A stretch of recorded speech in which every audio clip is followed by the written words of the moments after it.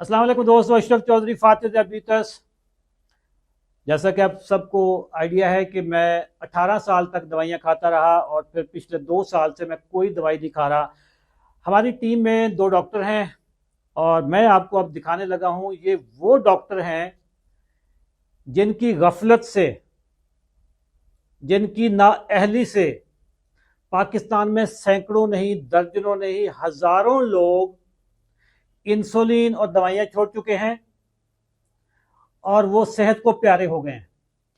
तो डॉक्टर साहब, अस्सलाम वालेकुम। वालेकुम सलाम सर। कैसे हैं आप?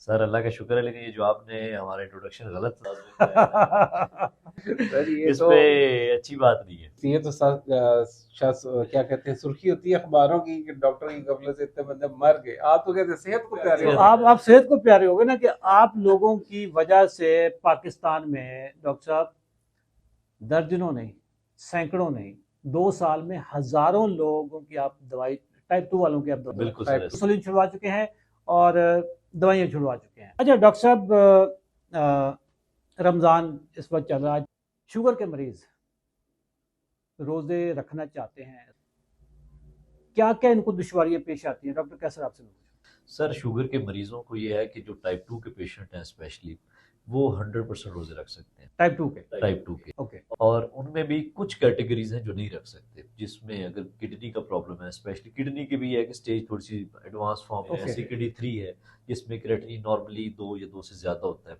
उसमें मना किया जाता है। उसके अलावा सारे मरीज जितने भी शुगर के पेशेंट्स हैं वो रोज़े रखें। रोज़े रखने से ये है कि एक उनको डिसिप्लिन आएगा अपनी डाइट के हवाले से, दूसरा उसकी उनकी जो इंसुलिन रेजिस्टेंस है बॉडी में वो काफ़ी बेहतर होगी।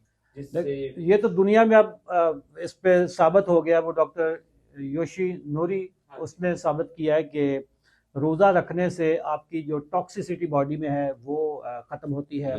डॉक्टर जैसन फंग की तो पूरी किताबें हैं इस पे। इंटरमिटेंट फास्टिंग पे बहुत ज़्यादा फोकस किया जाता है। ये ड्राई फास्टिंग तो उससे कहीं गुना ज़्यादा। अच्छा, ड्राई फास्टिंग का डबल फायदा है। 16 घंटे की ड्राई फास्ट, 32 घंटे के वाटर फास्टिंग या जो इंटरमिटेंट फास्टिंग फास्टिंग से बेहतर। दोस्तों, इंटरमिटेंट फास्टिंग, वाटर फास्टिंग क्या चीज़ होती है कि आप 24 घंटे या 72 घंटे, 36 घंटे, जितना भी आपने रोज़ा रखना हो, आप सिर्फ लिक्विड्स लेते हैं, लेकिन खाते पीते आप कुछ नहीं। लिक्विड में क्या था? सादा पानी, पतली लस्सी आप पी सकते हैं जो दही की होती है, इसके अलावा यखनी पी सकते हैं, सब्जियों के जूस पी सकते हैं, और सब्जियों में गाजर चुकंदर नहीं आता।